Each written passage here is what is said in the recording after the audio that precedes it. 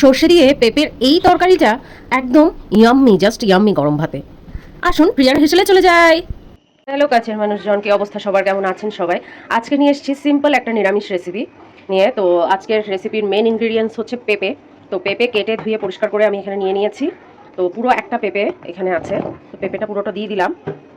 খুব সহজ একটা রেসিপি আসলে। এখানে হচ্ছে আদা, কাঁচামরিচ আর হচ্ছে সর্ষে, কালো সর্ষে সাদা সর্ষে মিক্স করা বাটা আছে। তো এখান থেকে বাটাটা পুরোটুকুই দিয়ে দেবো এখানে। তারপর দিয়ে দিচ্ছি এই যে টক দই, ফেটানো টক দই দিয়ে দিলাম। পরিমাণ মতন লবণ দিয়ে নিচ্ছি। রং সুন্দর করার জন্য একটু হলুদ, হাফ চা চামচের মতন জিরার গুঁড়া, আর একটুখানি গরম মশলা। তারপর দিয়ে নিচ্ছি একটু করে সয়াবিন তেল। আপনারা চাইলে সরিষার তেল ব্যবহার করতে পারেন, কোনো সমস্যা নেই। সামান্য একটু তেল দিয়ে এবার খুব ভালো করে পেঁপেগুলো মাখিয়ে নেব। পেঁপেগুলো ভালো করে মাখিয়ে নেব। মাখিয়ে একটু পানি দিয়ে দেবো সামান্য পরিমাণ। এটা একটু মাখো মাখো টাইপের হবে, ঝোল ঝোল টাইপের না, একটু মাখো টাইপের হবে। আর হচ্ছে এই তো মাখিয়ে নিলাম। নিরামিষের মধ্যে আসলে আমরা চিন্তা করি যে কীভাবে খাবো, কী খেলে ভালো লাগবে।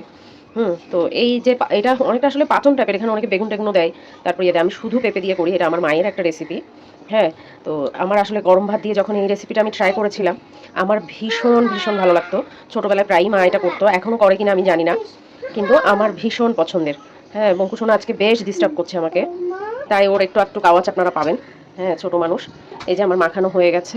হ্যাঁ, এইভাবে কিছুক্ষণ রেখে দেবো, 5-10 মিনিটের মতন। তারপরে আবার আসছি, আপনাদেরকে দেখাচ্ছি যে কি করলাম। তো ফিরে এলাম 10 মিনিট পরে। এই যে এখন একটু মজে এসছে, এটা যে ম্যারিনেট করে রাখলাম, এবার এতে পরিমাণ মতন পানি দিয়ে চুলায় তুলে দেবো।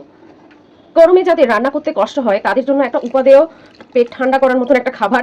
সেই সাথে হচ্ছে যে কিচেনে অনেকক্ষণ যাদেরকে গরমে কাটাতে হয়, তারা যে কাজটা করতে পারেন সেটা হচ্ছে এভাবে মশলা টশলা প্রিপেয়ার করে হাতে মাখিয়ে চুলার উপর তুলে দিলেই হয়ে গেল, শর্টকাট রান্না। এটা দেখতে ক্যামেরাতে কেমন দেখাচ্ছে আমি জানি না, হয়তো অত বেশি সুন্দর দেখাচ্ছে না, হ্যাঁ, কিন্তু এটা খেতে ভীষণ টেস্টি, ভীষণ টেস্টি হয়। মানে কাঁচামরিচের ফ্লেভারটা যখন পড়ে, অসাধারণ সুন্দর হয় খেতে। তো এই যে এই যে চুলায় বসিয়ে দিলাম, একেবারে ফুটে সুন্দর করে হয়ে আসলে তারপর আপনাদেরকে লাস্টে একটাবার দেখিয়ে দেবো কেমন হলো আমার পেঁপে দিয়ে সর্ষের তরকারি। এটা আসলে কি নাম দেবো আমি জানি না, এটা আসলে আমার মায়ের ইউনিক রেসিপি।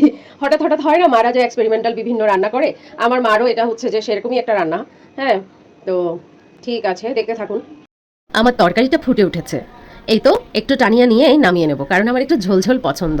প্রথমে ভেবেছিলাম মাখো মাখো করবো, কিন্তু পরে দেখছি যে না, একটু ঝোলঝোল করলেই মনে হয় ভালো হবে, কারণ আমি একটু লবণ বেশি দিয়ে ফেলেছিলাম। তো অনেক তো পেঁপে ভাজি, পেঁপে ভর্তা, পেঁপে দিয়ে চাইনিজ সবজি খেয়েছেন। পেঁপের এই ইউনিক রেসিপিটা একটু বাসায় ট্রাই করে দেখতে পারেন, কেমন লাগলো জানাতে ভুলবেন না। আমার পুরো রেসিপিটা গরম ভাত, পরোটা, রুটি কিংবা যারা ডায়েট করছেন তারা শুধু মুখেও খেতে পারেন। এটা একটা অনবদ্য রেসিপি, মুখে দিলেই বলতে হবে আহ কি টেস্ট রে বাবা। প্রিয়ার হেসেলের সঙ্গেই থাকুন।